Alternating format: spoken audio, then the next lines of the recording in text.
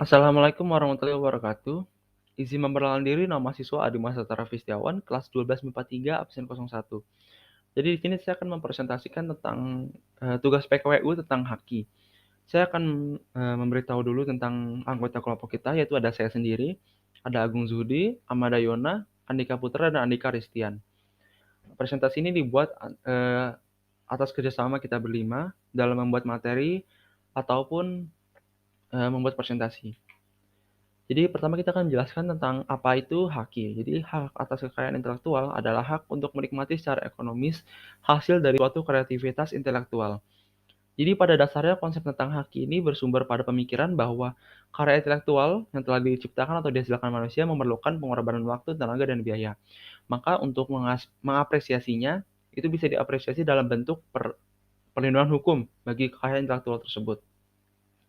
Lanjut kita ke macam-macam haki. Jadi ada dua macam.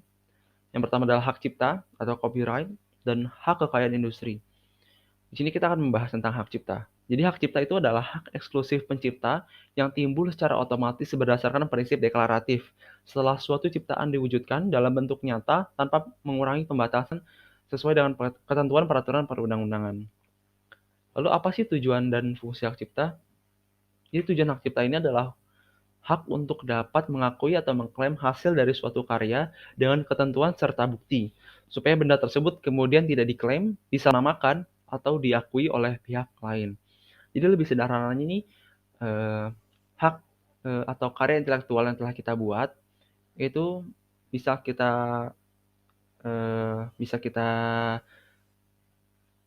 klaim menggunakan hak cipta supaya orang lain tidak bisa mengaku-ngaku bahwa itu adalah karya intelektual mereka. Lanjut kita ke fungsi hak cipta.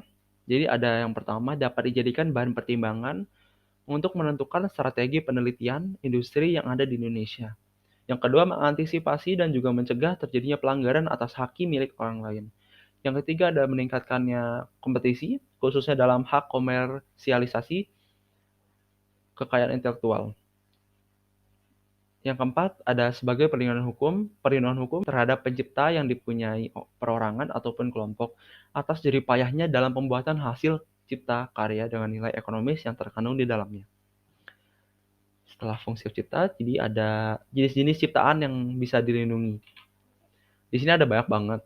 Sebenarnya ada banyak banget, cuman kita masukin beberapa.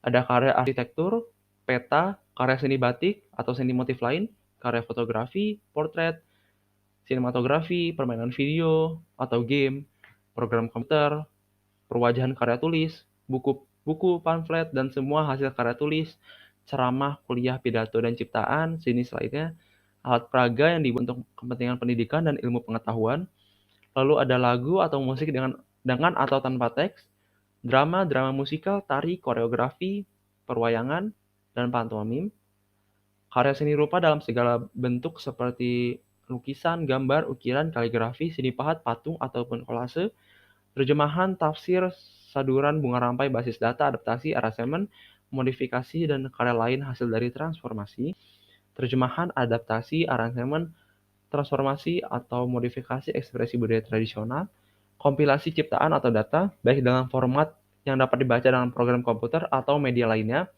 dan kompilasi ekspresi budaya tradisional. Lanjut, kita ke sanksi yang bisa didapat apabila melanggar.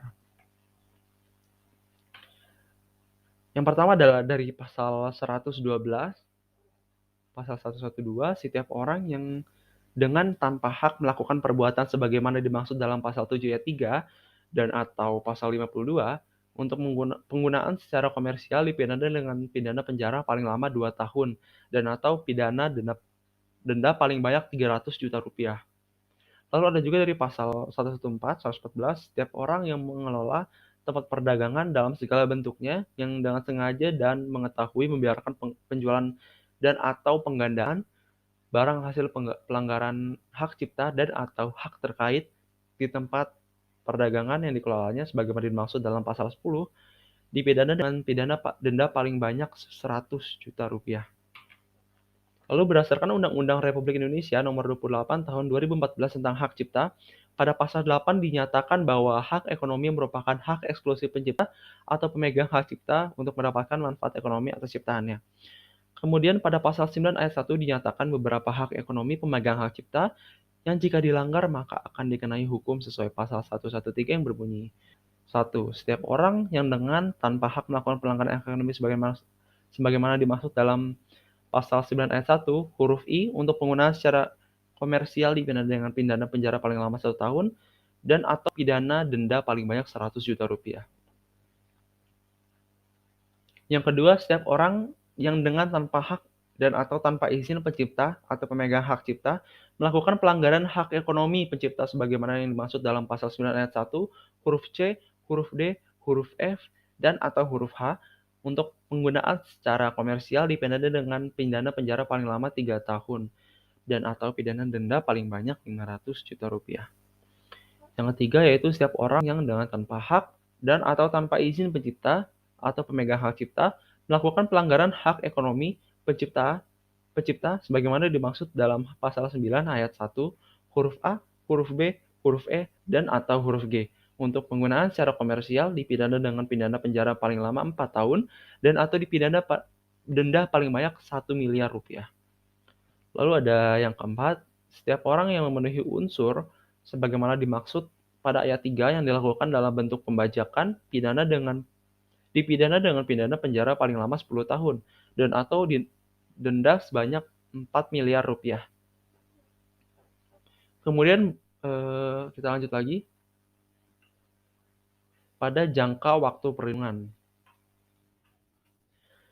Jadi yang jangka waktunya yang pertama ada sepanjang hayat pencipta ditambah 50 tahun setelah meninggal dunia untuk ciptaan yang asli dan bukan tiruan sama sekali. Yang kedua, selama 50 tahun sejak pertama kali ciptaan itu diumumkan, jenis-jenis ciptaan yang dimaksud meliputi program komputer, karya deveratif seperti karya sinematografi, rekaman suara, dan karya pertunjukan, dan juga karya siaran. Yang ketiga, selama 25 tahun. Ini perlindungan yang terpendek diberikan untuk karya fotografi dan karya susunan perwajahan, dan juga karya tulis yang diterbitkan. Yang keempat, ada ciptaan yang dimiliki atau dipegang oleh badan hukum berlaku selama 50 tahun dan 25 tahun sejak pertama kali diumumkan. Lalu yang terakhir ada ciptaan yang dipegang atau dilaksanakan oleh negara berdasarkan pasal 10 ayat 2 huruf B berlaku tanpa batas sama sekali. Lalu bagaimana sih cara mendaftarkannya? Jadi ini adalah persyaratan untuk mendaftar hak cipta apabila kalian memiliki karya intelektual yang kalian tidak ingin diklaim oleh orang lain. Jadi kalian bisa mendaftar hak cipta ini. Ini adalah persyaratannya.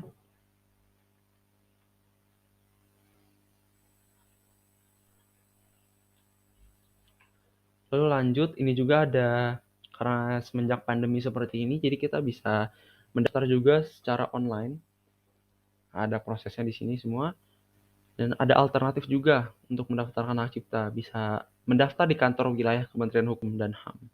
Bisa datang langsung ke kantor wilayahnya. Itu saja yang bisa saya sampaikan tentang haki ini. Terima kasih. Wassalamualaikum warahmatullahi wabarakatuh.